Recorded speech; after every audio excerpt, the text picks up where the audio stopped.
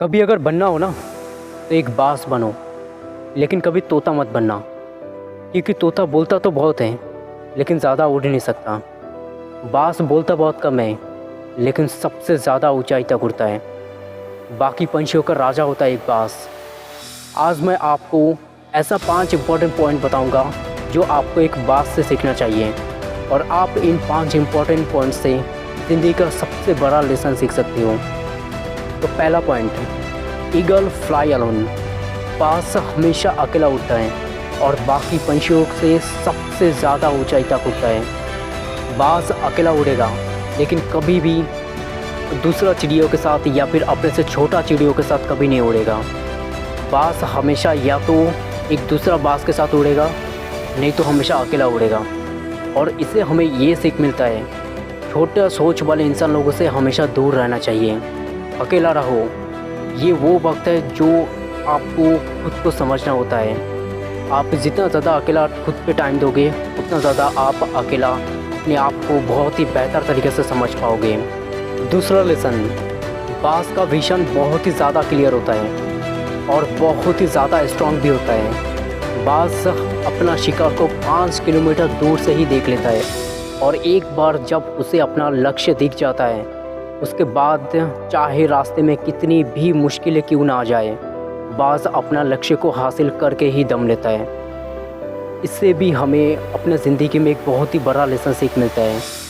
अपना विजन को हमेशा क्लियर रखो और उसको हासिल करने के लिए हमेशा हर एक मुमकिन कोशिश करिए।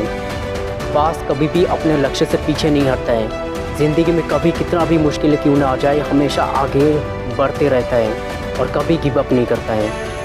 तीसरा लेसन, बास कभी भी मरे हुए जानवर को नहीं खाता।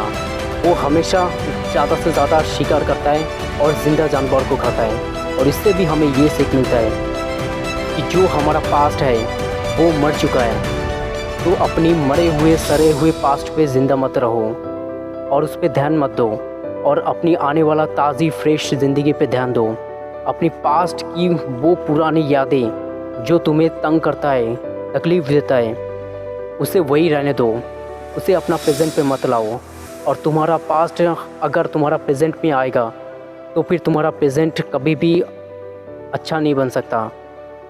तो फिर तुम्हारा प्रेजेंट कभी भी प्रेजेंट पे नहीं रह सकता, या फिर कभी भी प्रेजेंट अच्छा नहीं बन सकता। इसीलिए हमेशा प्रेजेंट पे रहो और पास्ट को भूल के ज़िंदगी में आगे बढ़ना सीखो। क्योंकि एक बार अगर तुम्हारा पास्ट प्रेजेंट में आ गया तो तुम्हारा प्रेजेंट उधर ही ख़त्म हो जाएगा और पास्ट में ही रह जाएगा। पास्ट में तुम्हारा साथ कितना भी बुरा क्यों ना हो, वो सब यादें, वो सब बातें, सब कुछ भूल के ज़िंदगी में आगे बढ़ो। उस बात की तरह ज़िंदगी में आगे बढ़ना सीखो जो मरे हुए सड़े हुए चीज़ों को नहीं खाता है। हमेशा ज़िंदगी में नया और फ्रेश चीज़ें ढूंढता है और फ्रेश चीज़ का शिकार करता है। तो आपको भी हमेशा फ्यूचर के बारे में सोचना चाहिए और प्रेजेंट में अपना काम पे ध्यान देना चाहिए।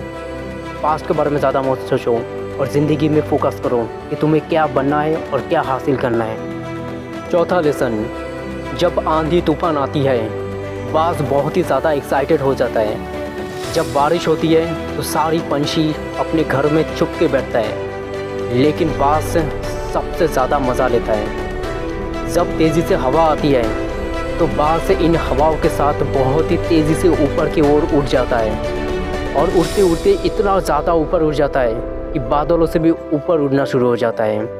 बास कभी भी तूफ़ान से नहीं डरता है। बास हमेशा तूफ़ान से ऊपर चलता है, ना कि तूफ़ान बास के ऊपर। और इससे भी हमें ये सीख मिलता है कि मुश्किल चाहे ज़िंदगी में कितना भी है, आपको हमेशा ज़िंदगी का हर एक चीज़ का मज़ा लेना चाहिए। हर एक चीज़ को मज़े के साथ आगे लेके जाना चाहिए। हर एक मुश्किलों को मज़े के साथ पार करना चाहिए, एक बास की तरह। अगर तूफ़ान आया तो तूफ़ान से भी ऊपर रहना सीखो। तूफ़ान को अपने ऊपर मत कभी भी रखो।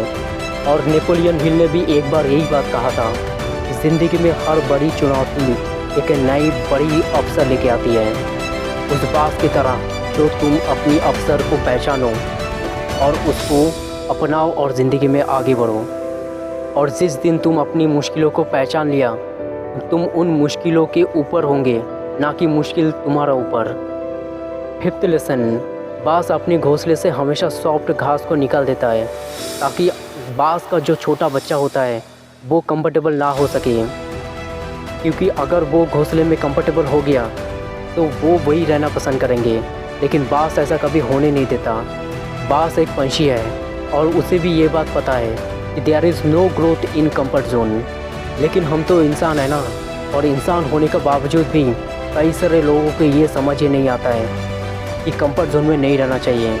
आप जितना ज़्यादा कंफर्ट जोन में रहेंगे आपकी लाइफ उतना ही ज़्यादा फ्यूचर में अनकंफर्टेबल हो जाएगा।